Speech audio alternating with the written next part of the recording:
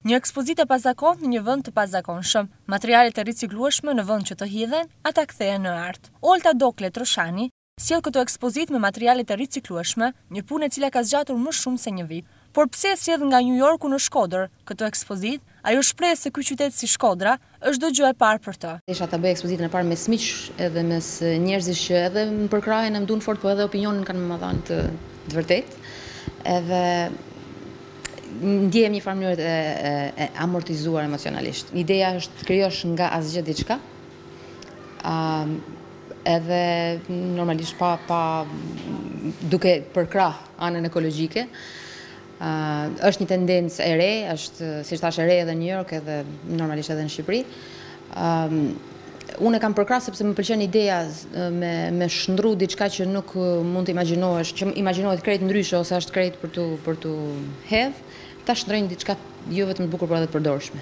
Kjo është një sfidë për të në fushën e artit, e pikërisht në atë aplikativ, duke dashur të tregojë dhe një miqësi me ambientin. Çdo gjë është e punuar me dorë, duke përdorur si kanavas, sipërfaqe qelçi, shishe, kavanoz apo të tjera në qelçi të riciklueshme. Një synim për rritjen e personalitetit të saj artistik, duke zbuluar mundësi të pafundme të shprehurit estetik. Ajo i quan punimet e saj ekomitësore, të cilat mund të shfrytëzohen në forma të ndryshme. Trajtojini mirë dhe një jetë të tërë ato do të jenë stoli për sytë tuaj. Materiali më i dashur është padyshim qelçi, sepse më krijon një ndjesi transparence, një ndjesi depërtuese, pra me punim me motivet që unë përdori edhe me ngjyrat, sepse jam e guximshme, mund të them, në përdorimin e ngjyrave dhe të kontrasteve. Ato kanë një ndjesi krejt tjetër në qelç ndërsa kur e krahason me një kanavacë. Secili nga objektet ka një tregim më vete që artistja në tërësi e sjell si copsa jete të mbledhura me kujdes, e më pas të rreshtuara në librin e madh të historisë së një ose shumë personazheve.